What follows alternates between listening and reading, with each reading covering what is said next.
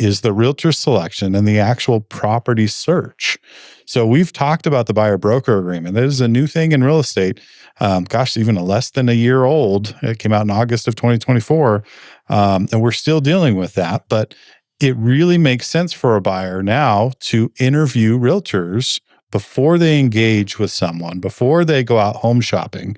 The days of just calling someone up and say, can you show me that house? Those days are numbered now. So anyone want to speak to that process of selecting a realtor and then also the property search component? I like it better. I think it creates more of a little bit of a boutique experience. Yes, it's different now. It will become normal again, but it used to be like you guys were saying, people got in your cars, you went around, they met in the office, you did everything in person. It was very personable. And now it's very, I don't want to say cold, but it's very distant. It's business. Yeah, everything's e-signatures. We'll go see these properties, but you're looking online first. We're only looking at a few of them. There is still a lot of liability and there's still a lot of back-end paperwork and work that goes on, but the face-to-face stuff is very much less. I always tell people whenever you're buying a house, there's going to be a lot at the beginning, nothing really in the middle, and then a lot at the end again. So it can be very nerve-wracking in that middle part where maybe you're not really in touch with your realtor every day because they're working with the lender, they're working with title, they're getting all the other paperwork done and ready. So if you don't have a good relationship and trust with that person, it might just seem like they're not blowing you off, but kind of because you don't really know them. And what should someone do to research like a realtor and set themselves up for a conversation with a realtor? I mean, what are some of the things that I would ask people for personal recommendations. Google's great, but everyone has good Google reviews. Ask someone you trust that has bought a house. Who did you use? Did you like them? Do you know of anyone else? And then just interview a few. Yeah. I agree. Like 2, 3. Yeah. But I'm just going to warn you. If you post on Facebook, like, hey, looking to buy a house, does anyone know a good realtor? Right. I'm sliding into your DMs, dude. and 150 other realtors. Yeah. Paul will be right there with me. I don't think I've slid into anybody's DMs. Oh my gosh. I have. But I think a good point. Ask someone that you trust. Like, who would you use to do this? I mean, I do that. I say, who would you use to fix this part of your house? Or who would you use to help set up an estate or a trust? Anything. Yeah. I take personal recommendations over anything. Yeah. Some people just aren't good with the online stuff too.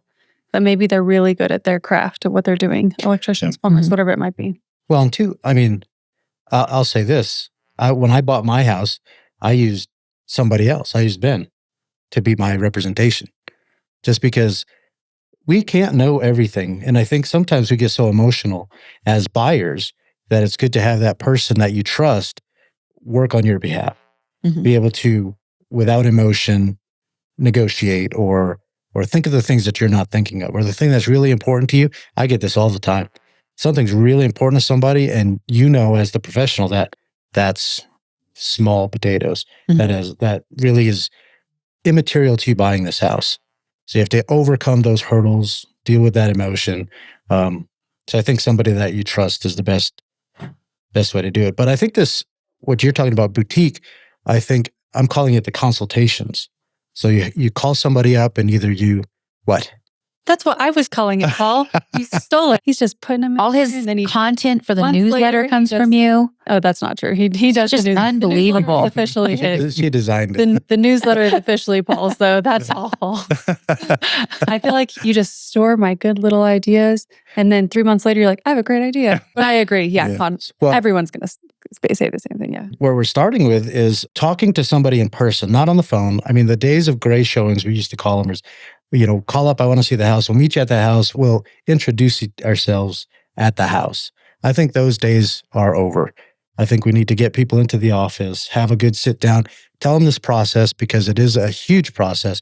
And you don't want somebody to fall in love with the house that you're showing them, come to find out they can't afford it. Yeah. All these different things. I think that consultation, or whatever Aspen called it, is the way to go. She's trying to trade. She has a great idea. Yeah. Well, I also think that, the customer is going to get a better experience if majority of times, and let's be honest, over the years, somebody picks their realtor because they saw a sign, they called on it, or they saw an ad on Zillow, they called on it, and whoever was the one that answered that call becomes their realtor, which is great. We love that. We love getting a call and going out and being able to make our case to a buyer and tell them what we can do and kind of sell ourselves to them and form a relationship with them. But that's not always for the buyer the best way to find a realtor. And they're doing that because they really haven't looked into it yet. Mhm. And the first person that sticks, or the first person that, has substantial contact with them, is the one that ends up getting to be their realtor. But that's not always the best for the customer. The customer's going to do better if before they're at that point and before they're desperate to make an offer on that house with the person that just opened the door for them, to talk to a couple people. Like you said, talk to your friends, talk to your family, get some recommendations, go to those people that are suggested to you and talk to them. And you're going to resonate with somebody. You're going to have a better relationship. You're going to have a better process when you do it that way than whether, I just picked up this guy because he answered the call. And now I'm stuck with him through the entire process. I'm stuck with Ben this whole time. Yeah. I've been that guy. I got a client just answering. He's like, I was just going down and whoever answered their phone. I'm like, well, great. Worked for me, but it does the best way for you. That's right. It does work for us. And we like that. Yeah. That's what I'm saying for the other side, for the customer side of it. I agree. Do you just want to be stuck with me?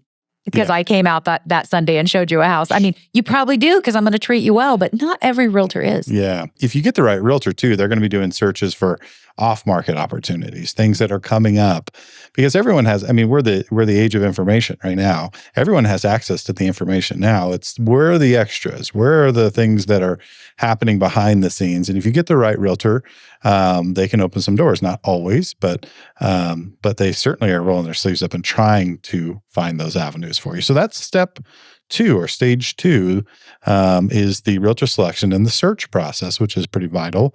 And we're moving right along. This is going to be a 2-parter. Yeah, it's going to be 2-parters. We're cutting into our time. Stage 3 is the contract to closing. So you find a property, you love it, you end up submitting an offer, you go under contract.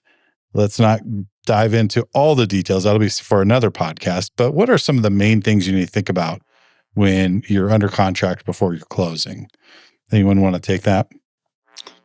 Inspections, appraisal, Title work, all the things that the lender needs. And that's one thing that nobody understands, how much the lender actually needs from you.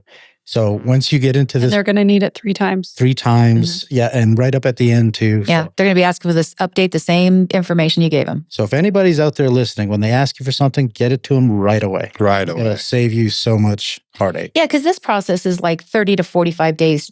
Typically, Yeah. it's going to be 30 to 45 days. And in that 30 to 45 days, a lot goes on that the buyer doesn't even see. Yeah. Just everybody doing the background work, getting everybody the information that they need, getting everything to both sides, to the title company, to the lender. There's so much that goes on there. And that, I think, having a good broker from the step before is going to make the difference between whether you make that full 30, 45 days and actually close or not. Yeah.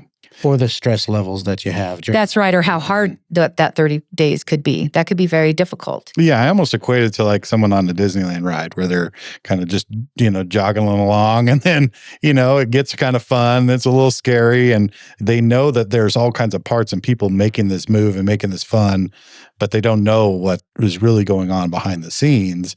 And then next thing you know, they're at the end of the ride. And that's for a buyer, a pretty good analogy because there is all this movement happening, but they're just like, let me get there, right? I think that's why the consult is so important too, because whenever... Good idea. Thank you. Yeah.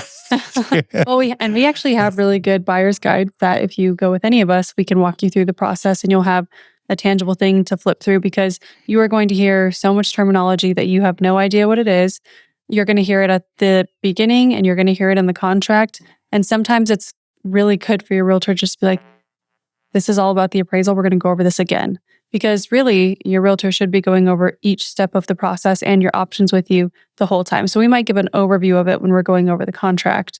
But really, you want someone to sit down with you and step by step it when you're in that process.